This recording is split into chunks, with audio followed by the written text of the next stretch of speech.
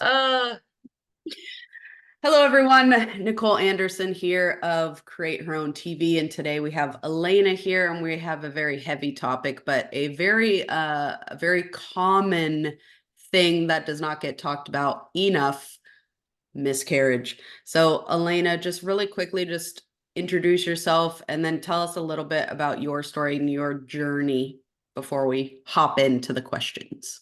sure. I am a almost 39-year-old mom. My husband and I got married in 2017 and immediately started trying to have babies and realized it was not as easy as the world makes it out to be. You Um, spend like all your 20s trying not to get pregnant and correct. your teenage years, and then all of a sudden you're like, oh shit, it's not as easy as they say it is. Yeah, like in your 20s, you're like, oh crap, am I pregnant? And then, yeah, when it's time for it, it's like, wait, it's not that easy. Mhm. Um, so we had three miscarriages before our beautiful little son was born. And then I actually just recently had one last year. Um, he was kind of it was a kind of a surprise, but we were really excited about it. And then circumstances happened and we lost it. And I think we just decided that, at this point in our lives, we're just gonna be happy with a one baby household. And And he's that's so cute too. he is. He's the best. And he's a pain in my butt. So maybe one was enough. Yeah. Well, I always say that if I had waited to have Olivia to where Jack was like just a little bit older, I wouldn't have had her at all because he like all of a sudden just, I mean, he's still kind of like that, but he's okay now. Anyways, Yeah, they get to that like tiny terrorist mode, and you're like, ooh, do I want another one of these? toddlers are like next level. They are. Um, but it's such a common thing. Like I read up on it before this interview, and one in four pregnancies, not one in four women. I thought it was one in four women, but it's one in four pregnancies Hmm. end in miscarriage. One in four. Yeah, it's kind of and if you have to think about that statistic in a way that like let's talk about 30, 40 years ago when um there wasn't like easy access to pregnancy tests, right? So like our mothers, our grandmothers, they just figured it out one day when they started puking in a toilet. Mm-hmm. So and maybe to them a pregnancy, that they didn't know about felt like oh crap, I had a heavy period this week. Like I was late a couple days and then I'm cramping up really bad.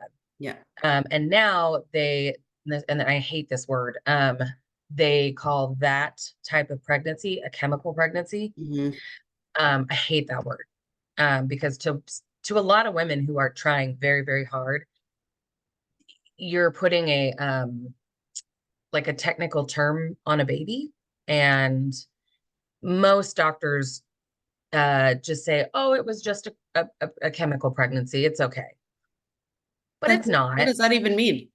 Exactly. I mean, I was pregnant, now I'm not. So what does that even mean?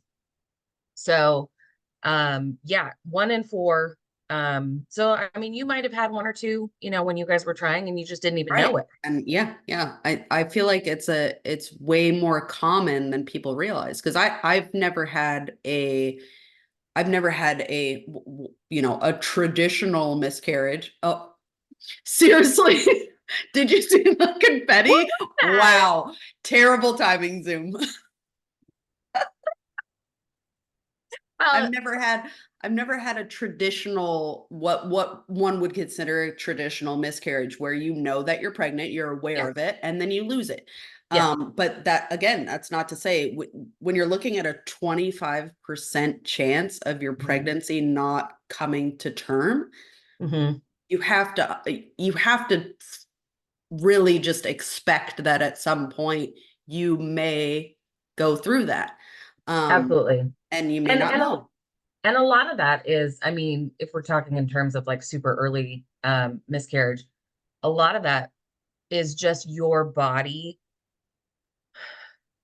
saving your heart in the long run. I know that sounds terrible, but your body knows when something isn't right, when the Not molecules viable. don't, when things aren't viable, when the molecules don't line up correctly, and it essentially gets rid of, that try before, supposedly before But now we have like test 6 to 9 days before your missed period, which is That's nuts. insane to me. That's crazy. It's insane. But you know what? I went through it. Yeah. I, Yeah. I did it. I mean, and with so many people that go through it, why do you think it's still such a taboo thing? Like it's something that people still don't really talk about. I, they always say like, don't tell people you're pregnant until your second trimester because you never know what's going to happen and da da da da da. And for a woman who is in that journey, um, and then has a miscarriage before that 12-week point, I mean, now you don't have your village. You haven't told your village. I mean, maybe your small group, your husband, Yes. your mom, but Mhm. now you don't have that village. And then you're supposed to hide your grief along with it Yeah. because people are going to ask, well, why are you so sad? Like, what happened? And then you're not supposed to tell them you were pregnant and then you lost it. Mhm. And I just feel like that's um, it's such an isolating experience that why would you not want people to know? Because if and when it does happen, you're going to need that whole, I mean, this just breeds depression. This Yeah. breeds postpartum depression. This breeds, you know, uh holding things in when you shouldn't be, Mhm. you know? I don't know where the 12-week thing came from, but but after our second, I feel like I just started telling people because I was just so tired of being alone and tired and in pain and lonely. And Right. it's such a frustrating journey that why wouldn't I want my friends to help me and support me? You know what I mean? I think a big part of, and you can tell me if this is correct, but a big part of that healing and the grieving process is to have that support system around you, whether it's like you said, your mom or your, any kind of family member or your spouse or your friends. I think anytime we're going through something that is, that warrants that grieving Hmm. process, having people around us is it could make the difference between actually getting through it and living in that space for a very, very long time. For too long. Too For too long. long. Because I it's mean, like, easy listen, to do that. absolutely. Mhm. And listen, like women have this innate job in life, right? Females have this innate position in life Mhm. to essentially keep the world going. Right. Like if you think of it from like It's our exactly like responsibility. Yes. I keep it's a big responsibility. Like I am responsible for creating new life. That is my job in life. If you break it down, it's like the hunters and the gatherers and Mhm. the women make the babies and then keep the world going. And when you can't do the one thing that you were set on this earth to do, it is a huge weight on your shoulders, a huge weight. And then you start getting into the feelings of, I'm not good enough. The There's guilt. something wrong with me. I'm Mhm. broken. Um, I'm not worthy enough. How Um, did you get through that part? Because like the whole the guilt of like, what did I do? What did I do wrong? I feel like women, especially, we do that to ourselves a lot. We oh always my God. look internally into like, what happened? What did I do wrong? What could I have done differently? How did you get past that? Because that seems like that's a hard one. That's like a ingrained in us from It childhood is. to be. It is. I feel like it is. And women specifically. I mean, men have their own pressures, let's be Right, honest. Like right, right. men have pressures about, providing for their families and, that kind of thing. But I honestly I don't remember. how I did it. I do know that, I had, um, a huge support from Scott, from my husband. But at the same time, that kind of support is not always helpful because I know men what you don't, mean. yeah. And it's okay. I mean, it's not like it's anything to blame men for, but like they don't go through, they can't go through it. Right. They cannot do it Yeah. physically. It's grief for them, but it's a different kind of It's grief. a different kind of Yeah. grief. And I'm sure a lot of that grief is grieving for us, Right. Yes. Seeing the they don't, person they love hurting like that. Yeah. yeah. So I mean, my mom, my husband, and then, my friends and family, once I just decided, fuck it. And I told everyone, Yeah. I was like, listen, we've lost two already. We're gonna, we're gonna try this thing again. And I need you around if and when it doesn't happen, you Mhm. know? Um, it should never be not talked about, ever. When you finally told friends and family and you opened up about that, did you find other people opened up in return? Like they said, "Oh, I've had them too," and Yes, kind of thing. absolutely. Absolutely. And And you you know had what? no idea before that. No, and you know what? I've also got, well, why didn't you tell us before? And I'm like, because I wasn't supposed to. That was the whole thing. Right. I'm not supposed to. Um, and I feel like it's this secret that, everybody wants to be there for you, but society has told you, you know, don't do it. Don't, you know, don't don't make your side of the yard look messy. Right. Everything has to look perfect. Everything has to be perfect. You need 2.5 kids and a fence around a white picket Yes. fence. Hmm. And that's just not how it is. And then, with our last one, um, we're older. We're older, and we talked heavily about if we were going to try to have another one. And uh it just ended up happening. I mean, we weren't trying. And I got pregnant, and then circumstances happened. My dad passed away right when we found out, and the stress of that, and then just my Yeah, body. that was a horrible, like, Yeah, it was.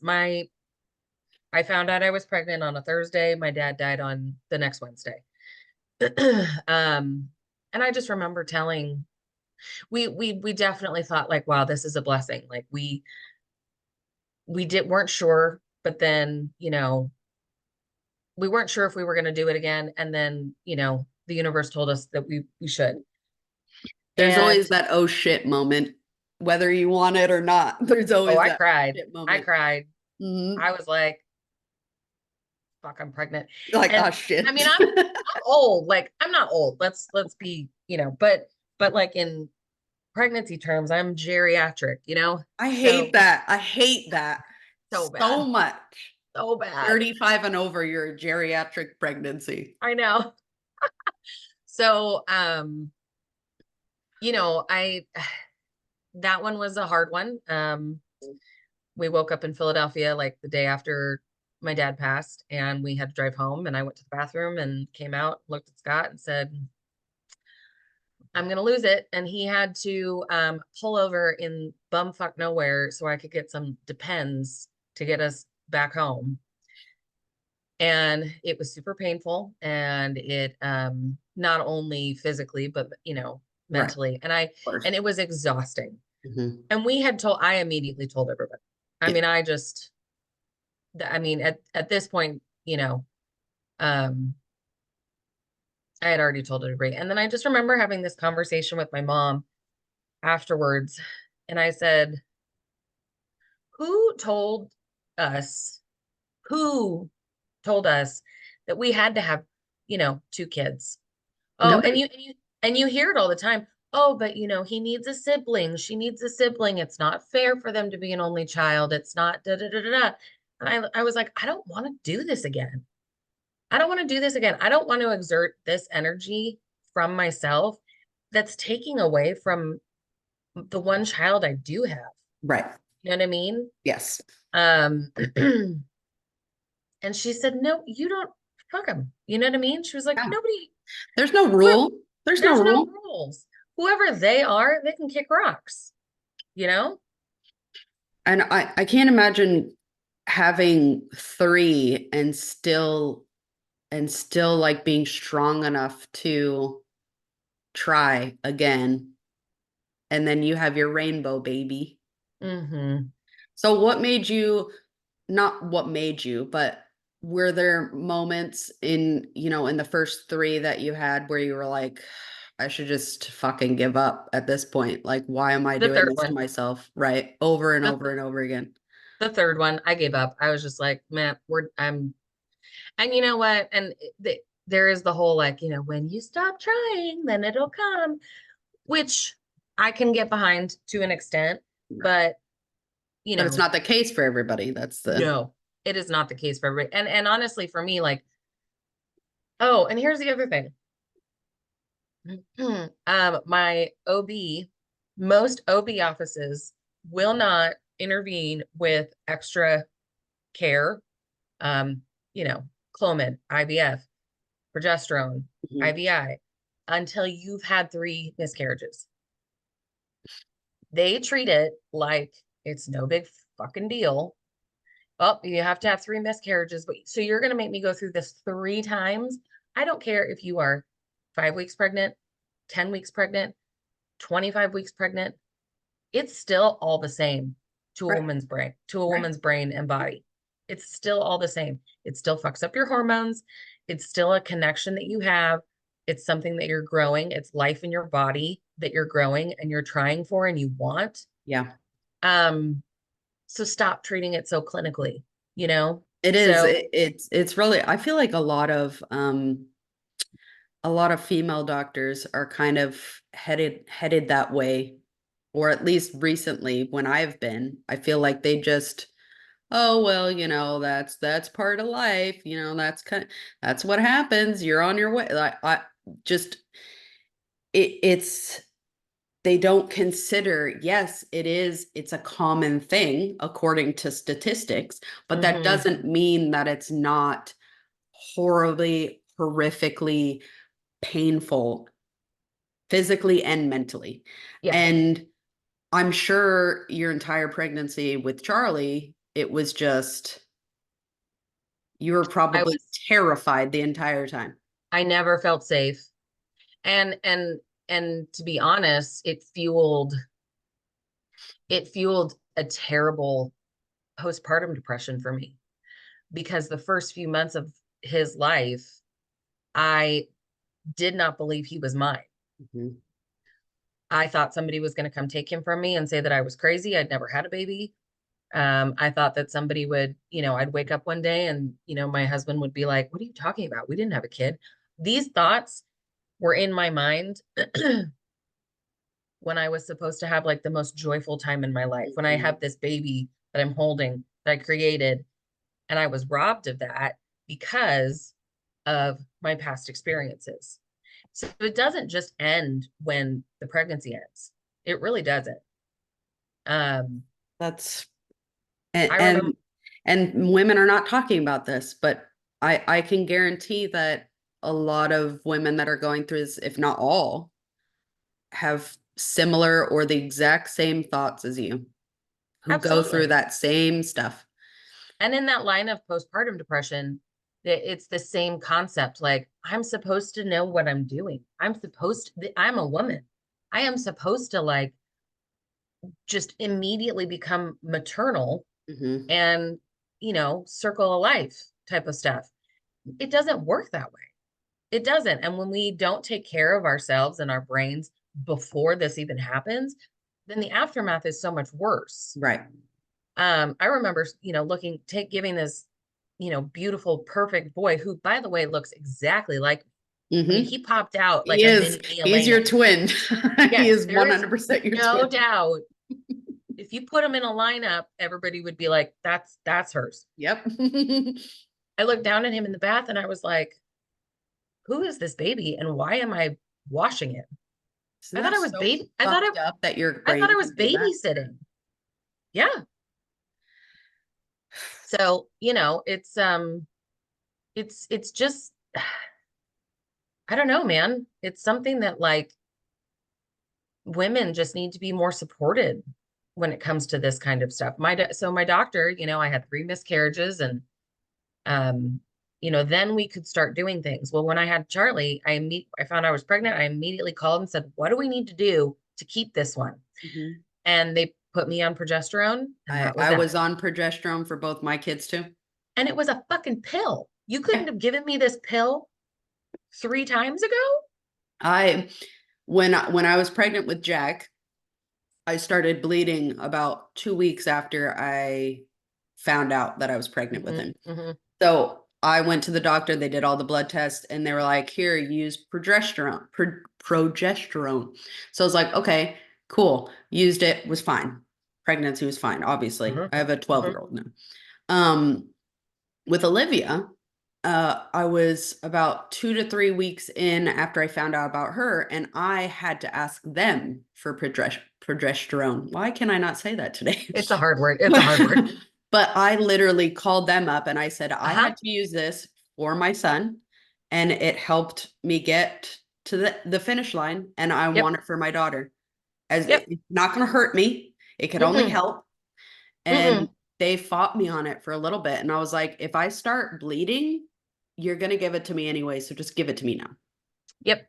Absolutely. And You it's have to such a advocate for yourself a lot. Like it, absolutely. And the one thing that always pissed me off when I was sorry, I have dog hair all over me. The I've one got thing that cat hair all over me. It's I fine. know, the one thing that always pissed me off, you know, was, whether it was a doctor or a friend or a family member, it was always like, well, at least we know you can get pregnant. So that's good news. How's that Don't tell me helpful? How is it's that not. helpful? It's not. But people don't know what to say because it's such a taboo subject. People don't know how to react and what to say, and they want to be helpful and they're not.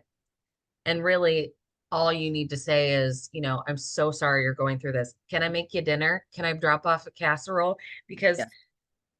nobody wants to go through a miscarriage and then make her husband dinner that night. Like that's not, you know, um, is there anything I can do? Can I take you to a doctor's appointment if you don't feel like going, driving? I I there's read so that, many. that blog post I read. I'm sure you read it too. The one that talked about how to um how to offer help to somebody who is going through something like that, Yeah, instead of saying, how can I help you, or let me know if you need let me anything. know because I'm Give not them going to tell something you. specific, like, I'm going to bring you dinner, I'm going to watch your kids, I'm going to do this for you, I'm going to do this for you. And that's the kind of help that we need to be offering as women to other women. Mm-hmm. Mm-hmm. And I mean, we did it for you. We brought you stuff for We food. sure did. That's the kind of thing that people need when they're going through stuff like that. It's not, they don't want another decision. They don't want something to think about, or Correct. what do I need? It's a grief. I mean, people don't understand that just because I, so like for an example, I lost my dad and then I lost my baby. So a year later, you know, it was very easy for people to say, it's the anniversary of your dad's death. I'm so sorry. I know you're still grieving. But then, like 3 days later, I was grieving, our unborn child. I was grieving, my son's brother or sister. But Mhm. people don't remember that kind of stuff because it's not a tangible object, but it is Right. a grief. Yeah, It is that a it grief. just because it wasn't a human being that was, out walking around, doesn't Uh-huh. mean it's less important or less grief. Yeah. You are the way that what you just said, I'm grieving what could have been my child's younger sibling. Well, and for us, it's like I'm grieving because we made that decision. We were not going to try again. We are going to be, we're going to have one baby and we're going to love that baby until he suffocates. Until he pisses us off Yeah, well, every day. he's 4, so every day. No, but we're also, I'm also grieving the loss of, that time in my life to build a family. You work so hard to do it, Yeah. and then it's over, and then it's like, well, shit, again, I'm a woman. Now what do I do? Yeah. Now we're at the raising age. Now our bodies aren't doing what they were put on this God-given earth to do, you Mhm. know? No, we just get the night sweats and we're heading towards a perimenopause town The now. hair loss and the breakouts and and the stress. So if you could say anything, like if you could give any piece of advice to someone who is in that space right now, like they just lost a baby, whether how far, it doesn't matter how far into the pregnancy it was, you lost your baby, you're grieving. Do you have any, words of wisdom for that woman? Um, well, first of all, I'm not going to tell you that it was meant to be.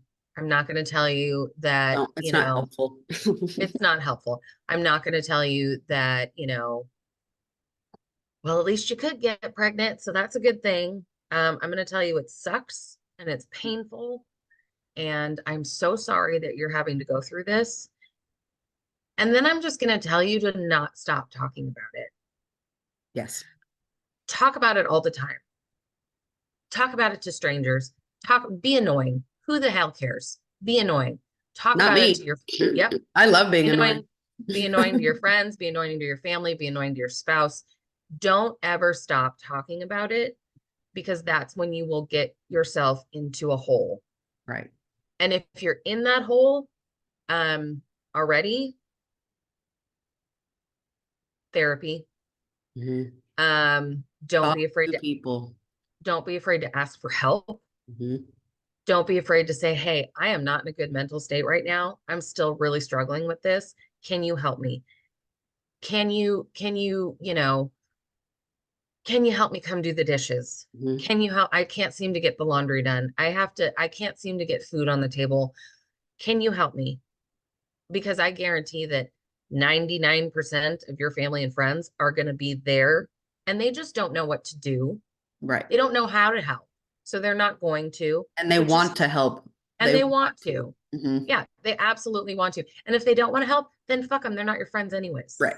Right. If that, because you'll get that too, and I'm sure that's Yep. a big reason why a lot of women don't talk about it, is because there are people that will be like, well, this is awkward. I don't want to, I I'm had just gonna I had let you a be. I had a best friend tell me I reached out in when I had my really bad postpartum depression.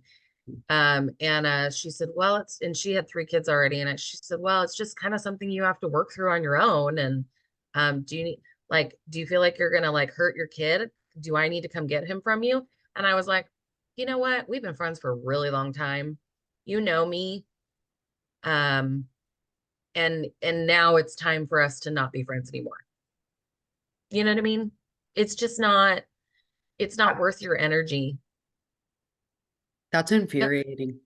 it is. And at the time it was, because I actually reached out for help. But now coming out of it, out of the fog, I learned that's not a friend I want around.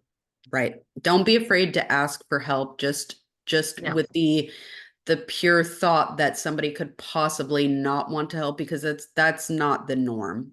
Usually the no, people you're reaching out to want to help you. And absolutely. They just don't know how to. exactly. And if somebody doesn't want to help you, then like you said, fuck them. We don't give a shit about you. See you Yep. later. And I've done that Yeah. before too. Grief is a very, very powerful thing. And if somebody doesn't take it seriously, and somebody that's supposed to care about you, then they don't have a place in your life at No, all. no, No. no. Because even the people that don't understand grief, who haven't gone through any sort of grief, they're still going to want to try and help in any way they can. Exactly. The right people, at least. The right people. Yeah. So, I mean, don't stop talking about it. Ask for help. Be your own advocate. Mhm. Um, if you're feeling hopeless and like you don't know what's going on and you don't know how to like, get past this point, there are so many groups now. I mean, with technology, there are Oh so yeah. many groups like Facebook groups and stuff that are like, I can't get pregnant. What do we Right. do next? What Yeah. should I do next? Because the doctors aren't going to always be the people that are going to help you, that are going to step Right. in to help. Unfortunately, that is Unfortunately. the truth.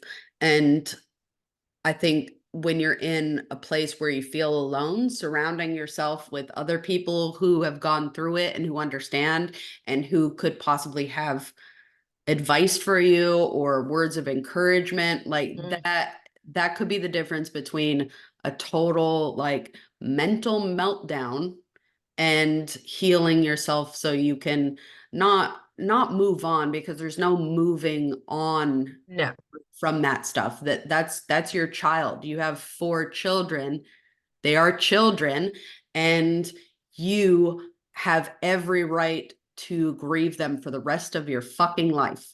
And I mean, I just like again, I can't say it enough. I talk about it. Yeah. I have how many children do you have?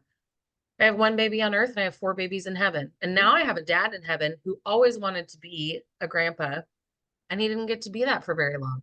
So I just picture him He's in got heaven, all of them up there. just He's climbing taking all care of over them. him, having the best time of his life. It's just, that's just the way it is. And it with such a heavy topic, I really appreciate you sitting down and talking to me about your experience. And I hope that women that watch this that have been through it feel inspired to reach out and ask for help, because we all need it. Yeah, It absolutely. takes a village. That quote is not a fake Literally not quote. a fit. Yeah. It's real. We're not meant to do it by ourselves. And Yep. if you could just let people know how they can follow you, she has an incredible hat business. You do other stuff too, but I love it. I love the hats. I love the hats. But just tell us Everybody how we wants can a trucker follow hat you. now. So Yes. so you can follow me and honestly, like you can follow me on Instagram. And if you do have questions, just message me. I'm I not love that that. big. I'll get your message. Like and I'll I will talk. respond. Yes, I will respond. It is that sippin' pretty life. I'll Um, link it below too. yeah. We do all kinds of fun hats and stuff for summer and bachelorettes and I'll be getting birthdays, one soon. I need a new hat. bad hair days, anything, anytime you need one. Yes. But yeah, I mean, I sometimes it helps to talk to a stranger. So just message me That's true. That's true. It and I does. and I will answer you and I will not tell you that, I will not leave you on red. I will not. I will not tell you that, it's for the best and the best is yet to come and all that bullshit. So Thank you so much. you're welcome. And until next time, Yes. we'll see you next Monday on the next episode.